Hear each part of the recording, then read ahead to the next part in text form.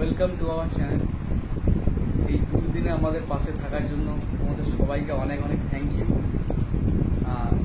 আমরা জানতাম তোমরা সাপোর্ট করবে আমাদেরকে সবসময়, তাই জন্য আরও এগিয়ে চলার সাহস পাচ্ছি।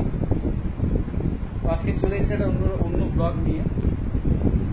রিপোর্ট পেয়ে গেছি আমরা দুদিন পরে।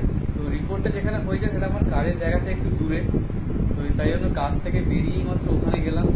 এই রিপোর্টটা নিয়ে বাড়িতে এসে মাকে নিয়ে ডাক্তার দেখিয়ে আবার আনুষঙ্গিক বাজারও করলাম। সব কাজ সেরে বাজারটা না পরে দেখাবো, এইমাত্র ঘরে ঢুকে বসেছি আর কি।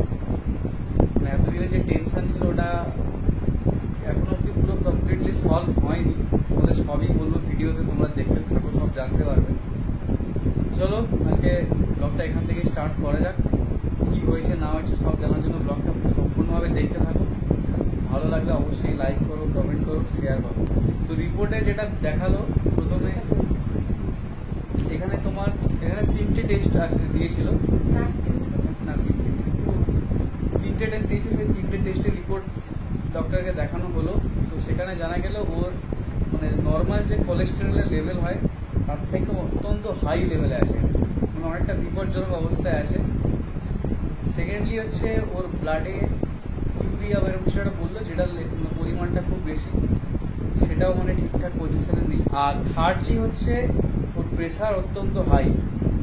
বললো কোলেস্টেরলের কারণে হয়তো প্রেশারটার উপরে প্রেশারের ফ্লাকচুয়েশনটা হচ্ছে।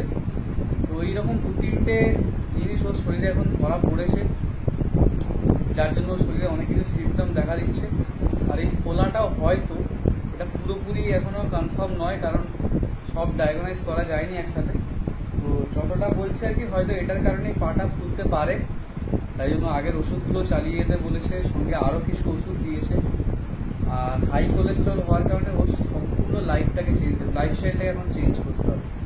যে সমস্ত খাবার দাবার আমরা খাই সেগুলোর মধ্যে অনেক কিছু পরিবর্তন ঘটাতে হবে, নাহলে সুস্থতা কোনোভাবেই সম্ভব নয়। কারণ সত্যি কথা বলতে মানে খুব বাজে অবস্থায় আছে আর কি কোলেস্ট্রল লেভেলটা। আমরা চেষ্টা করছি যাতে আবার সব কিছু সুন্দরভাবে সাজিয়ে তোলা যায়, আবার ওকে সুস্থ করা যায়। সব চেষ্টা আমি করব, তবে এটা একমাত্র ও যদি চায় তবে এটা সম্ভব, নাহলে সম্ভব নয়। তাই তো আমি কি বলেছি চাইবো না? চেষ্টা করছি বলো। হঠাৎ করে কারোর মানে ছোটবেলার অভ্যাস হঠাৎ করে চেঞ্জ হয়ে গেল। এই ওষুধগুলো তো চলছিল, আরো দুটো ওষুধ দিয়েছে। ওষুধগুলো কোথায় আমার? ওষুধগুলো এখানে, এই দুটো ওষুধ আরো দিয়েছে। এই দুটো চলছিল, এই দুটো আরো দিয়েছে। এটা একটা কোলেস্ট্রল ওষুধ আছে, একটা হচ্ছে ব্যথার ট্যাবলেট আছে। ওর পায়ে যে ব্যথা ফুলে গেছে, ওটা পাটা খুব বেশিভাবে ফুলেছে। তো এইটা সলভ করার জন্য, এটা কিওর করার জন্য ওষুধটা দিয়েছে। তবে সবই সম্ভব হবে বলেছে যদি আমরা নিজেদের লাইফস্টাইলটাকে একটু মেনটেন করতে পারি ঠিকঠাক করে। আর কি বলবো, ও তো নিজেই ভিডিও নিয়ে এত চাপে আছে, সারাদিন আমাকে ফোন করে বলছে কি হচ্ছে জানি না, সেরকম আর কিছু হচ্ছে না, সব ভয় আর ভালোবাসা কমিয়ে দিচ্ছে। ভালো লাগছে না। আজকে আমাকে বলছে ছেড়েই দেবো, ভালোই লাগছে না। আমি বলছি তুই 4-5 বছর যেটা করে করে এসছিস সেটা এই মুহূর্তে ছাড়বি। কত পজিটিভ ভাববো আর কত নিজেকে মোটিভেট করবো নিজে মানে 4টে বছর ধরে ব্লগ করছি, খুঁটিনাটি কাজ তুলে ধরার চেষ্টা করি তোমাদের সামনে। ভিউজ আরও দিনে দিনে কমে যাচ্ছে। কত নিজেকে একা একা মোটিভেট করবো আর একা একা মানে নিজের ভেতরে কনফিডেন্স আনবো যে হবে হবে হবে, ভাবি হবে হবে হবে, কিন্তু 4 বছর চলে গেল। এত সুন্দর করে ব্লগ করি, আমার ব্লগ যারা দেখো তারা জানো আমি অনেক যতটা পারি নিজের মানে যতটা সম্ভব ততটা সুন্দর করার চেষ্টা করি। তারপরেও কেন জানি না মানুষজনের ভালো লাগছে না, কেন কি হচ্ছে মাঝে মধ্যে মানে আশা হারিয়ে ফেলি, তো দিশাহীন হয়ে যাই, ভালো লাগে না তখন। আর তখন মনে হয় যে না, মনে হয় আমি পারবো না, এটা মনে হয়। অনেকে বলে যে কেন তুমি সবসময় এরকম বলো, এরকম ভাবো, এই নিয়েই বলো, এই বলো। একটা কমেন্ট এসেছিল যে সবসময় নেই বলো, এটা বলো ওটা বলো। যেটা হয় সেটাই বলি আমি তোমাদেরকে। নিজের জায়গা থেকে অন্যের কষ্টটা বোঝা যায় না কখনোই। আমাদের সাথে কি হচ্ছে, প্রথম থেকে কি হয়ে আসছে, কি হচ্ছে না হচ্ছে, চ্যানেল নিয়ে আমি কতটা যে বলবো, বাদ দাও, ছাড়ো এইসব, যত চিন্তা করবে তত আরো গভীরে ঢুকে যাবে। দরকার নেই এইসবে, তোমরা সবাই প্রে করো যাতে চারিদিকে পরকীয়া, এই আলোচনা সেই আলোচনা, এইসব ভিডিওতে দেখো গাদা গাদা ভিউজ, কিন্তু দেখো এত সুন্দর করে ব্লগ করছি কোনো হেলদোল নেই। যাই হোক, তো ওকে তোমরা মোটিভেট করো, আর আমিও করছি যাতে ও ভেঙে না পড়ে। এটা হয় আসলে, একটা মানুষের যখন চারিদিকে পরিস্থিতি খারাপ, কোনোভাবেই নিজেদেরকে আপডেট করা যায় না। আমি ব্লগ বন্ধ করছি না, শরীর খারাপ নিয়েও আমি চেষ্টা করছি ব্লগ দেওয়ার। তো ওই তখন একে শরীর নিয়ে টেনশন, তার উপরে এই মানে ওয়াইডি নিয়ে টেনশন, তো এইসব টেনশন মানে মিলিয়ে ওর প্রেশার হাই হয়ে গেছে আর কি। তো যাই হোক, তো আমি জানি সব কিছু ঠিক হয়ে যাবে এক সময়, কারণ সব প্রবলেম সবসময় একসাথে থাকে না, একটা সময় সেই জিনিসটাকে তো সরে যেতে হয়। তো আমরা অপেক্ষা করছি সেই দিনটা, তোমরাও আমাদের সঙ্গে থাকো, আমাদেরকে একটু সাপোর্ট করো, যাতে ওর সাথে আমি অবধি না ভেঙে পড়ি, কারণ আমি সত্যিকারে খুবই স্ট্রং, আমি নিজে জানি। তো আমি এখন অবধি স্ট্রং আছি, ওকে ওই জন্য স্ট্রং রাখার চেষ্টা করছি। তো তোমরা পাশে থেকো, আর পরবর্তী কি হচ্ছে ব্লগটা সম্পূর্ণ দেখতে থাকো, এখানে চলে যেও না, শেষ অবধি থাকো, আর অনেক কিছু দেখার আছে। আজকে অনেক কিছু বাজার করেছি, ডাক্তারখানা থেকে বেরিয়ে অনেক কিছু সবজি নিয়েছি আজকে, আর ওটস আর একটা তেলের প্যাকেট নেওয়ার কথা ছিল, সেটা ভুলে গেছি, সেটা নেওয়া হয়নি, ওটা কালকে নিয়ে আসবে। আর বাদটা কি কিনেছি তোমাদেরকে দেখাচ্ছি। চলো ব্লগটা দেখতে থাকো, আর অনেক কিছু রয়েছে ব্লগে, ততক্ষণ অবধি আমরা আজকে জয় রান্না করবে মাছের ঝোল। আমি এই দেখো আজকে কত কিছু বাজার করে নিয়ে এসেছি। এখানে রয়েছে মাছ, মাছটা এখন এই বের করতে পারছি না প্যাকেট থেকে, এসো বাঁধা রয়েছে, এটা যখন নুন হলুদ মাখাবো তখন তোমাদেরকে দেখাচ্ছি। আর এখানে রয়েছে কেজি খানিক বেগুন, এটা 20 টাকা নিয়েছে, মানে এরকম কি বলে ভাগা দিয়েই বিক্রি হচ্ছিল, এটা এরকম প্যাকেটে করা ছিল, তো এটা 20 টাকা নিয়েছে। অনেকগুলো বেগুন রয়েছে এর মধ্যে, পুচকি পুচকি বেগুন। আর এদিকে রয়েছে 1 কেজি আমও 20 টাকা কেজি, কাঁচা আম, এটা নিয়েছি আমশি করব বলে, একদমই কাঁচা আমশি করব বলে নিয়েছি। এটা কতটা কি পারবো আমি জানি না, কখনো তৈরি করিনি আমশি, তবে ইচ্ছা আছে, সেই জন্য নিলাম, দেখা যাক কত দূর কি করতে পারি। আর এখানে এটা দোকান থেকে এনেছি, মুদি দোকান থেকে, পেঁয়াজ, এখানে রয়েছে আলু, আর এদিকে হচ্ছে গন্ধরাজ লেবু নিয়েছি, এই যে 4টে 10 টাকা, দেখো সদ্য গাছ থেকে পাড়া গন্ধরাজ লেবু, এই যে 4টে 10 টাকা, একদম টাটকা টাটকা লেবু, এই যে 4টে লেবু নিয়েছি 10 টাকা, কারণ আমি ছাতুর শরবত খাই, তো লেবুটা দরকারি লাগে। আর একটা ছাতুর প্যাকেট নিয়েছি, এই যে সকালবেলা করে ছাতুর শরবত খাই সেই কারণে। আর সাদা তেল নেওয়া হয়েছে এই যে 50 গ্রাম, এখন তো তেল খুবই কম খাওয়া হচ্ছে, তেল যদিও প্যাকেট কিনে নিয়ে আসবে, তো সামনে থেকে এখন নেওয়া হলো। আর এদিকে চাল রয়েছে 1 কেজি, কুমড়ো রয়েছে 1 কেজি, 1 কেজি কুমড়ো 10 টাকা নিল তো নাকি রে, 1 কেজি কুমড়োও নিয়েছে 10 টাকায়। লাউ ডাঁটা দিয়ে চচ্চড়ি করবো কুমড়ো। তো এই হচ্ছে বাজার আজকে। আর এই ক্লিপটা কিনেছি, আমার ক্লিপটা ভেঙে গেছে জানো তো, তো ওই জন্য এটা কিনেছি, এটাও 10 টাকা নিয়েছে। এই যে এমনি অন্য দোকান থেকে কিনলে এগুলো 15-20 টাকা নেয়, কিন্তু আমাদের এখানে মানে ঢেলে বিক্রি হয় স্টেশনের উপরে, তো সেখান থেকে নিয়েছি 10 টাকা নিয়েছে। এটা কি সুন্দর ডিজাইনটা দেখো। তো এই হচ্ছে আজকের মোটামুটি বাজার। মাছটা এখন যাব ধুতে, চলো আবার পরে দেখা হচ্ছে। মাছটা জয় ধুয়ে নিয়ে আসুক, তারপর তোমাদেরকে দেখাচ্ছি। লেবুগুলোকে ছাড়িয়ে নিয়েছি এই যে পাতা থেকে, এর মধ্যে করে জল দিয়ে আর লেবুগুলোকে রেখে দেবো, তাতে করে ভালো রস পাওয়া যাবে। 4টে লেবু এনেছিল পরশু দিনকে, দেখো শেষ হয়ে গেছে, এই যে মানে 2 টুকরো রয়েছে আর সব শেষ হয়ে গেছে। আমি প্রচন্ড লেবু খাই ভাতের সাথে, তো এর মধ্যে জল দিয়ে রেখে দেবো। আমটা দেখো কি সুন্দর দেখতে লাগছে, কি সুন্দর দেখতে আমটা, একদম লাল টকটক একটা আম। এই আইসক্রিমটা সেদিনকে জয় খাইয়েছিল, এই হলো আমার শেষ আইসক্রিম খাওয়া। আইসক্রিম আমি আর কখনোই খেতে পারবো না, মানে আপাতত 3-4 মাস তো খেতেই পারবো না, এটা শেষ আইসক্রিম খাওয়া। দারুণ ছিল খেতে আইসক্রিমটা। তো এর মধ্যে এখন লেবু রাখি, ছোলা ভেজাই, এইগুলো করি।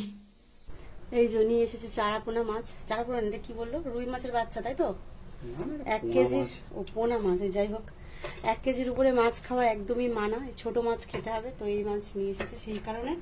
আর এখানে রয়েছে একটুখানি ডিম, মাছের ডিম ছিল একটুখানি, তো বললাম এটাও দিয়ে দাও, তো ডিমটা মাছের সাথে ওজন করেই নিয়েছি। তো জয় এখন মাছগুলোকে ধুয়ে আনলো, এবার নুন হলুদ মাখাচ্ছে। এ দেখ কৌটোটা দেখ, নতুন করেছি দেখ, মনে হচ্ছে 4 বছর আগেকার। হ্যাঁ জোরে জোরে বল, কিছুই শোনা যায় না এতে। মনে হচ্ছে এটা 4 বছর আগেকার। হ্যাঁ পুরো 4 বছর আগে। আরে বাবা, মুখটা দেখো, হাসি দেখো কেমন। আরে বলছি এটা যে মানে পুরনো সেটা বোঝা যাচ্ছে, সেটা বলছি। বলছি দোকানটা পুরো একদম আগের নতুনের মতোই, নতুনের মতো লাগছে না? মশলা পরে কেমন ঘেটে গেছিল, সব পরিষ্কার করেছি আজকে। সারাদিন তোর বউ কত কাজ করে জানিস? এইগুলো করিস কেন? এগুলো না বললেও তো। দেখেছো, বললাম না, ও কেন যা করবো ও আমাকে মানা করবে, এটা কেন করিস? এই যে মাছের নুন হলুদ মাখানো হয়ে গেছে, ডিমটা আমি খাবো ঝোলের সাথে। মাছের ঝোলে এনার্জি বাঁচিয়ে রাখতে বিশ্বাসী, কাজ করতেই বলে, কিছুই করতে হবে না, শুধু বসে থাক। এই মাছের ডিম ঝোলের মধ্যে দিয়ে খেতে আমার ভীষণ ভালো লাগে। সুন্দর করে মাখিয়ে দে। মাছগুলোকে ভাজবো আমি এবার। আমি মাছ ভাজছি আজকে। ওয়াও, মাছের ডিম অনেকদিন পর দেখলাম। তুই খাস মাছের ডিম? হ্যাঁ। এমনি আগে বলতো খাই না, এখন বলছে খাই। চলো, নুন হলুদ মাখানো হয়ে গেলে এবার ভাজবো। কড়াই মাজতে হবে। বাসন দেখো এখানে, একদিন আমি সব মেজে রেখেছিলাম, বলছে আমি একদম খুশি হইনি, বাসন মাজবি না। না এবার মাঝে, এই দেখো না, কালু একটু দুপুরবেলা খেয়েছে কালু। দেখো কত বাসন, দেখো সারাদিনের বাসন। এখন যাচ্ছে মাজতে। সবজি কাটা চলছে, এদিকে মাছ ভাজছি আমি। 1 রাউন্ড ভাজা হয়ে গেছে, দেখাতে ভুলে গেছিলাম। যাই হোক, এখানে এবার এই মাছগুলো সব ভাজবো। তেল পুরো হিট হয়ে আছে, আর বেশি হিট করার দরকার নেই। তাহলে দিয়ে দিই মাছগুলো, হাত দিয়ে মাছ ছাড়ি।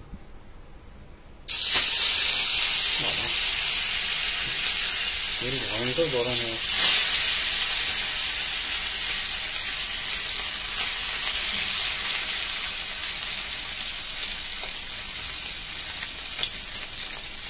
হয়ে যাক, তারপর তোমাদেরকে দেখাচ্ছি।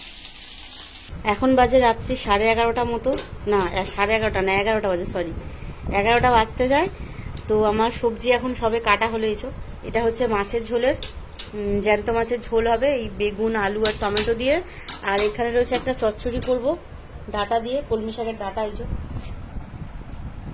সেদিনে যে শাক এনেছিল, তো একটুখানি ডাটা রয়ে গেছিল, তো ডাটা দিয়ে এখন চচ্চড়ি হবে। এগুলো দিয়ে পটল, কুমড়ো, আলু, বেগুন এসব দিয়ে এটা চচ্চড়ি করব। আর এখানে রয়েছে দেখো কুমড়োটা, এই মানে পিস পিস করে, আর এই কুমড়োর ভেতরে যে ভুঁড়িগুলো থাকে, এই ভুঁড়িগুলো এগুলো বের করে রেখেছি। আর এই কুমড়োগুলো কালকে রোদে দেবো, নয়তো না থাকবে না 2-3 দিন। আর এই 1 কেজি কুমড়ো আমি একা খেতে পারবো না, জয় কুমড়ো অতটাও খায় না, তো সেই কারণে মানে সেদ্ধ করব, মাখা খাবো, তো সেই জন্য এগুলো টুকরো টুকরো করে রেখেছি। এগুলো রোদে দেবো কালকে, তাহলে পরে অনেকদিন ভালো থাকবে। তো এই হচ্ছে এখন আপাতত কাজবাজ হয়েছে। ডাটাটা এখানে ভেজানো, ভাত ওদিকে হয়ে গেছে, জয় ভাতে উবুর দেবে, এই চলছে। কালু এদিকে এসে এই দেখো শুয়ে আছে, দেখো কিভাবে শুয়ে আছে, দেখো কালু, ও কালু, কালু রে কিভাবে শুয়ে আছে দেখো। এখানে হচ্ছে ডিম ভাজা, মাছের যে ডিমটা ছিল, জয় তো মাছগুলো ভেজে দিয়েছে, এই যে, আর আমি এসেছি ডিমটা ভাজতে।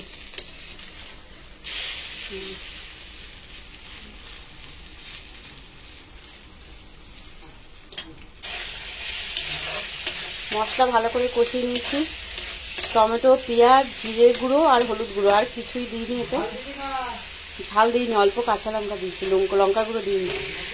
এবারে দিয়ে দিচ্ছি বেগুনগুলো আর ভাজিনি, কারণ কি একদমই 1 চামচ তেলে ঝোলটা করব, সেই কারণে অল্প তেলে আলু পেঁয়াজ একসাথে করে একটু নাড়াচাড়া করে টমেটো দিয়ে আর হচ্ছে একটু মাখা মাখা করিয়ে নিয়েছি। তারপরে বেগুনটা দিয়ে দিলাম। এই বেগুনটা এই ভাতের কষাতে কষাতেই সেদ্ধ হয়ে যাবে। অনেকদিন পর বেগুন দিয়ে মাছের ঝোল হচ্ছে।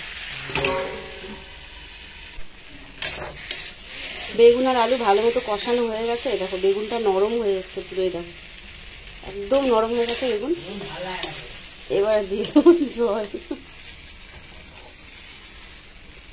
জলটা দেখে যা তো কতটা দেবো, আরে অল্প করে। তোকে কি আমি দোষ দিই কখনো যে কম বেশি হয়ে যায়? আমি বুঝতে পারি না, দেখে যা, আমার ভালো লাগছে না চেল্লাতে, জানিস তো, দেখে যা, বিরক্ত লাগছে, রাত হয়ে গেছে। দেখ বেশি ঝোল হবে না কিন্তু, দেখ দিয়ে দিলাম জল। এবার ফুটে উঠলেই মাছটা দিয়ে দেবো। ঝোল এখানে টকবকিয়ে ফুটে উঠেছে। এর মধ্যে ঢেলে দেবো মাছ ভাজা আর ডিম ভাজা। দুবেলার মাছ। আর জয় দুটো খাবে। জয় যেহেতু কালকে দুপুরে খাবে না, তো সেই কারণে জয়কে এখন দুটো দিয়ে দেবো রাত্রেবেলা। তো সেই জন্য এতগুলো মাছ।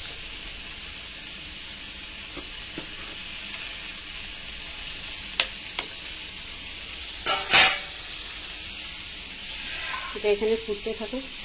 ভাবছো হয়তো যে গামলায় ঝোল কেন, অনেকটা রাত হয়ে গেছে, সেই জন্য তাড়াহুড়ো করে করার জন্য ঝোলটাকে কষিয়ে আর মানে মাছের ঝোলটা কষিয়ে সবজিগুলো আর জল দিয়ে গামলাতে বসিয়ে দিয়েছি, যাতে করে এদিকে তাড়াতাড়ি হয়ে যায়। মানে দুদিকে দুটো করতে পারি আর কি। দুটো তো কড়াই নেই, একটা কড়াই। তো সেই কারণে এদিকে মাছের ঝোল হচ্ছে গামলাতে, আর এদিকে হচ্ছে চচ্চড়ি।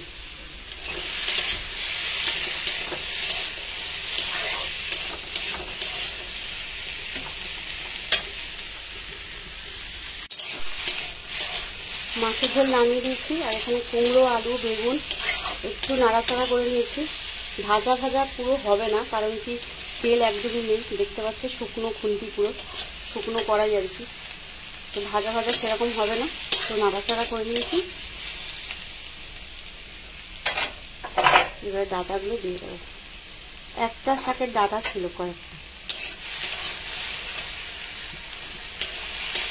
এগুলো একটু বড়ি পড়লে ভালো হতো, বড়ি এখন নেই, তাই জন্য এমনি করে নিচ্ছি।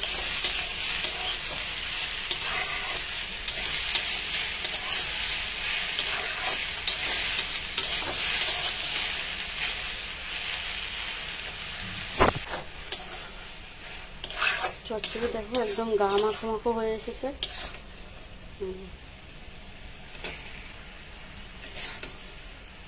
দেখো একদম গা মাখো মাখো হয়ে এসেছে। এবার নামিয়ে নেবো।